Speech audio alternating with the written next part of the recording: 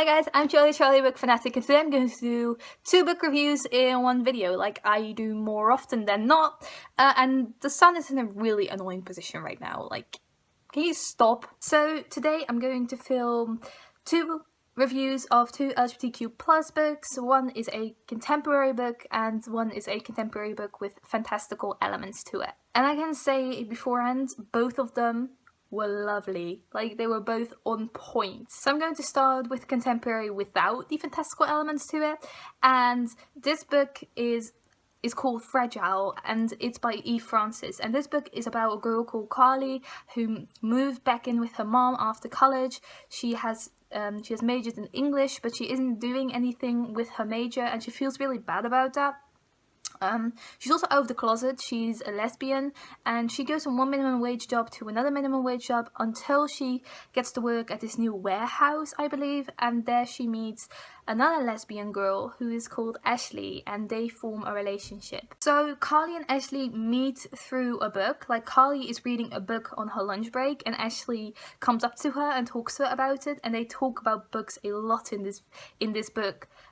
Which was really great, actually. Like, you don't encounter that a lot, where a book where characters bond through books. Like, we all bond through books, and it's a really wonderful experience, and it was lovely to see that in a book. The development of the relationship between Carly and Ashley is the main plot of the book. Like, it's a very character-driven book. There is not a real plot except for the relationship and the family dynamics from Carly's and Ashley's family. Like, both of their families have family dynamics that are explained in this book. Family dynamics play a huge role in this book, and I thought that was lovely. Like, you see everything from Carly's family. You see her great aunt, who she has a lovely relationship with, and she sees as her grandmother, or maybe even a second mother.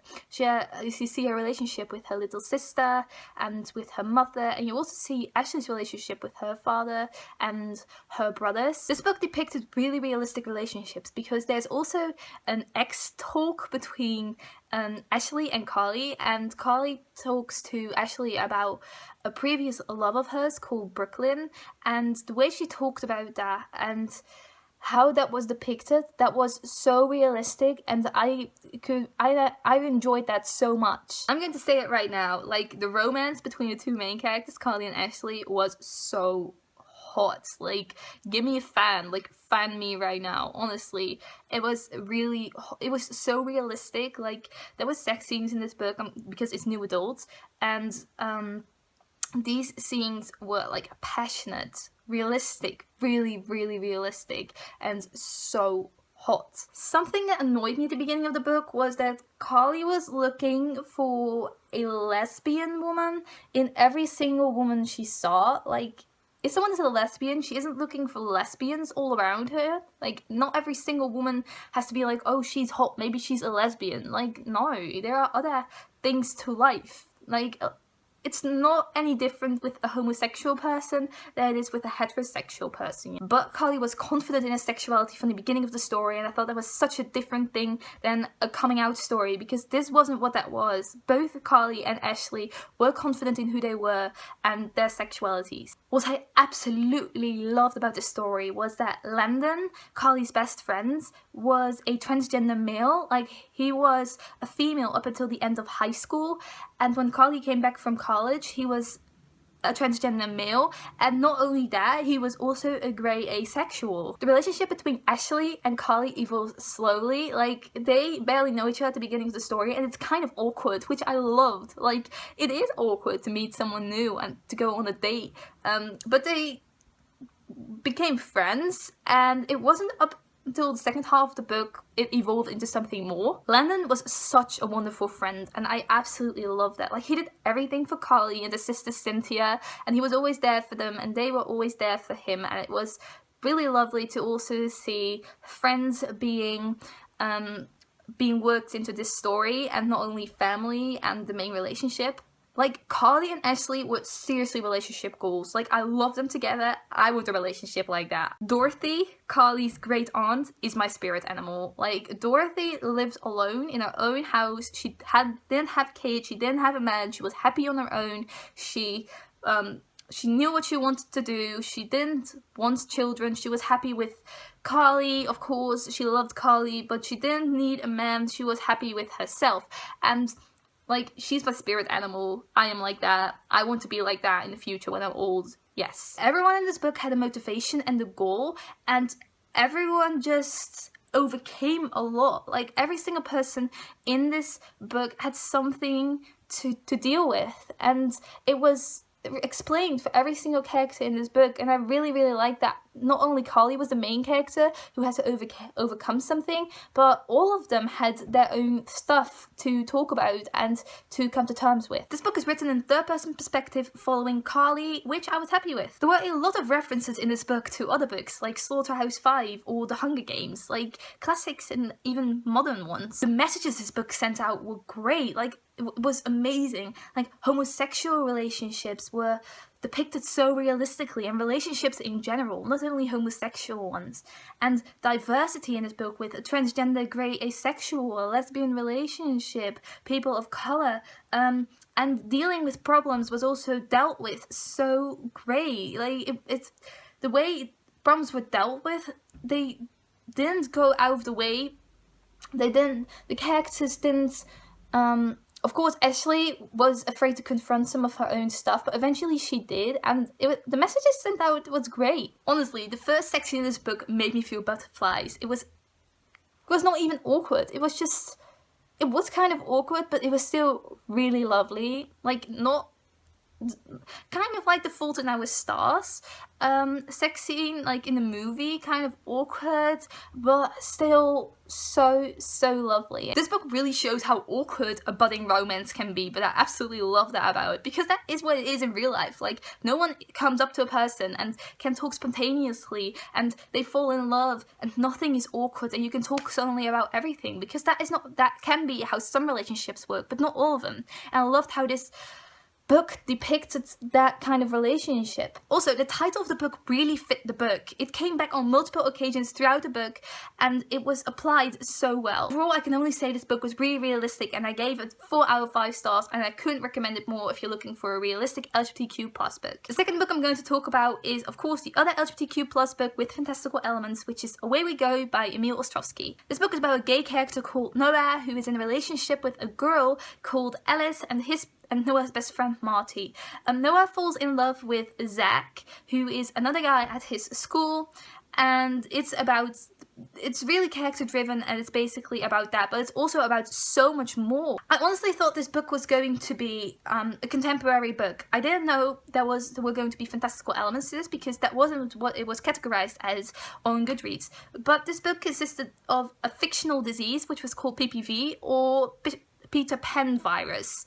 It is explained right at the beginning of the book, which is convenient, so you know what this disease is and what it consists of. The title of the book, Away We Go, is a website for the terminally ill. Like, all these kids are in these kind of centers where they can't see anyone and they are taken care of, but they are certainly going to die. Like, there's no cure for PPV, and this book plays out in Westing, which is a school for the dying, and only people who excel at something can go there. So the two main priorities for this are they have to be dying from PPV, and they have to excel at something to get into this school. Finally, the sun is away. So there is a map of Westing, the school, involved in this book, as well as other illustrations that I didn't have in my copy because I had a review copy, but I imagine they're going to be added later, and the sun is coming back. Please stay away. I also loved how dystopian stories were the latest craze among students at Westing. Like, reading was a common concept. The students at this school read a lot, and dystopian was just the latest thing, and I love that. Like, these common modern references was something I really liked about this book. And I really hate the sun. I'm sorry I say so much about it, but honestly, I can't deal with this right now. The timeline of the book was not exactly clear to me because it's a non-linear story and the story jumps around a lot. Like, it said it's going to jump around, but it was not clear to me at what point the story took place at some point. It was really confusing to me. Like, you were 8 months before the crazy thing happened, and suddenly you were 2 weeks before the crazy thing happened, and then you were 4 months before the crazy thing happened, and I was like, what? Honestly couldn't follow where we were in the timeline at some points. I also really liked about the story how the parents couldn't talk to the children anymore, but they had contact with their children through online games. It was so weird. It was such a weird concept. Like, they donated money in these games so the kids could build villages and stuff in these games. Like, it's like these RPGs online, you know, but with parents donating money for their children so they can play these games. The polo club mentioned in the synopsis on Goodreads is not what you think it is. Like, it's not sitting on a fucking horse and playing polo. It is basically a cover-up for a club to get out of Westing, which means the people in this club want to escape from Westing and are talking about escaping from this school. This book is about so much more than the romance, and the ending of this book made me sob. Like, I won't forget this book in the coming months. It is immediately clear from the beginning of the book that Noah is gay, or at least curious about his sexuality,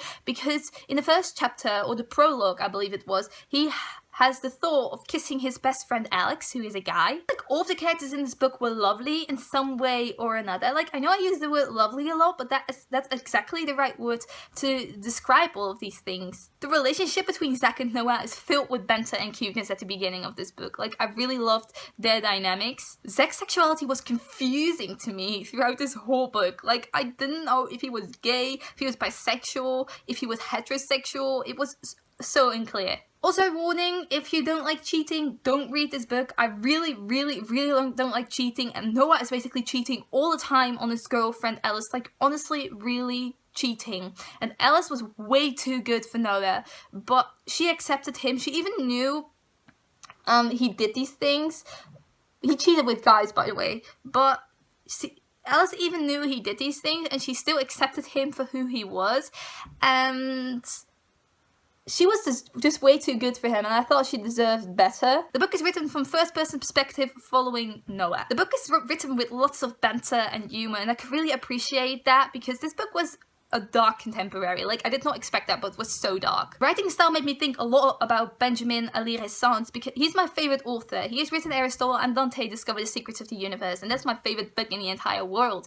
And the writing style made me think a lot of him because it was so poetic and philosophical. But at some point I felt like the author was trying too hard because some sentences just didn't make sense to me, as wherein the sentences Benjamin Alire writes always make sense to me, and they are always poetical and beautiful, and they just always fall into the right place. And in this book, I just felt like it was a bit pretentious at times. The book, honest to God, made me want to read Peter Pan even more because there was a play being performed in this book that was called Peter Pan, and the virus is obviously called Peter Pan virus.